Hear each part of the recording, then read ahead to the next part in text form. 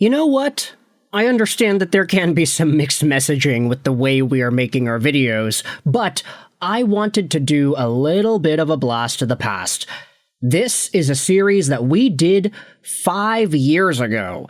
It was the height of COVID, and I, as a Vancouver Canucks fan, wanted to talk about some prospects in Vancouver Canucks lore from yesteryear that didn't pan out.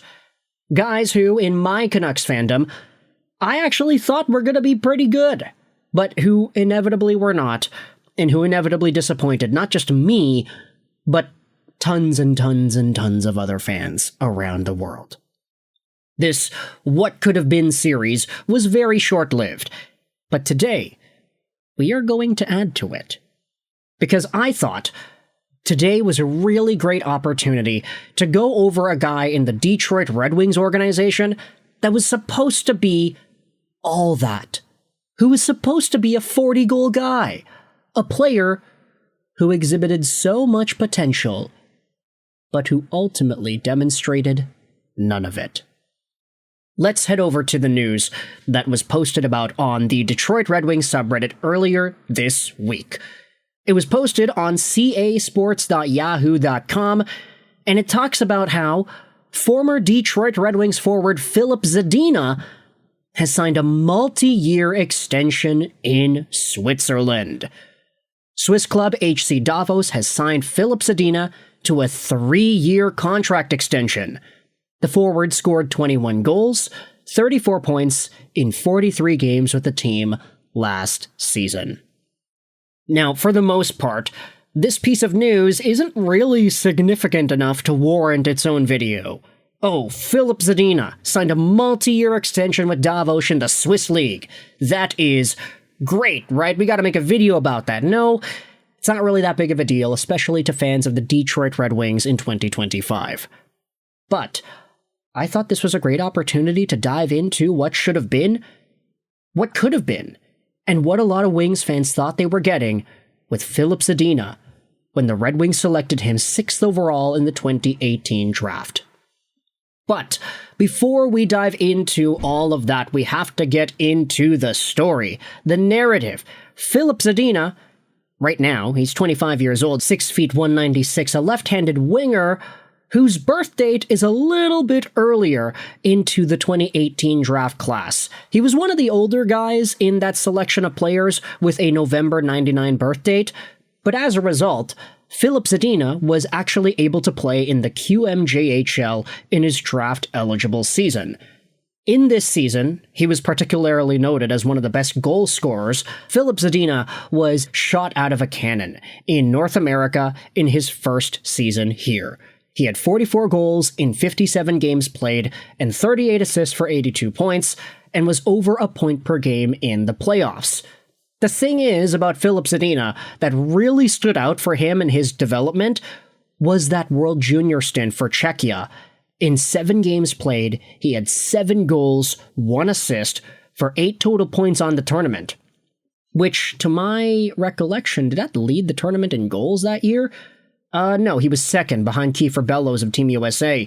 But Filip Zadina, as a draft-eligible player, scored more goals than players who had already been drafted, like Elias Anderson for the Rangers, Elias Pettersson for the Vancouver Canucks.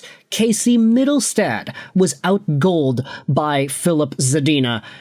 And as a result, you had conversations back in the December, January period of that 17-18 year asking whether or not Filip Zadina could even go as high as 2nd overall.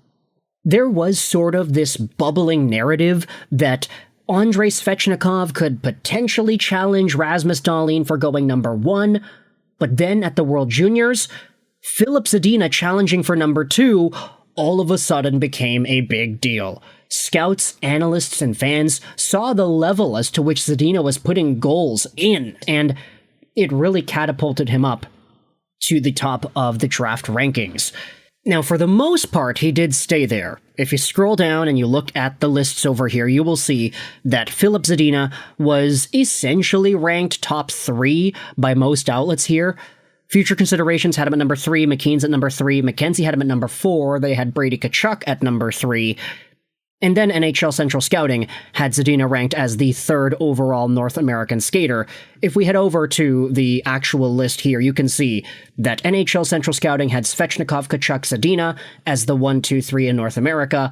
And in Europe, they had Dahlin number 1, and Dahlin was going to go number 1, so you could kind of just shift everybody in North America down 1 spot, and you would have the draft order. Quinn Hughes at number 6, by the way. Look at how that ended up turning out.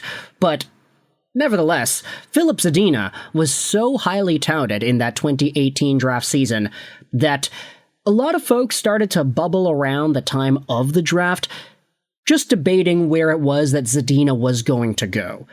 And I remember around the draft period itself, we started seeing sort of narratives bubbling up, asking whether or not Zadina would drop. We made this video 7 years ago, Filip Zadina dropping to the Canucks at 7th overall. And ultimately, the conclusion was, oh yeah, it's really going to depend on Montreal, because the Habs have the 3rd overall pick. They wanted a center.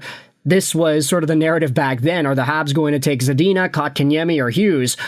We all know and we all remember what happened afterwards. Yeah, that's right. Montreal ended up taking Kotkaniemi with the 3rd overall pick, which started this entire spiraling process of Barrett Hayton going 5th overall to Arizona and Brady Tkachuk going 4th to Ottawa. After this top 5, Filip Zadina was still available.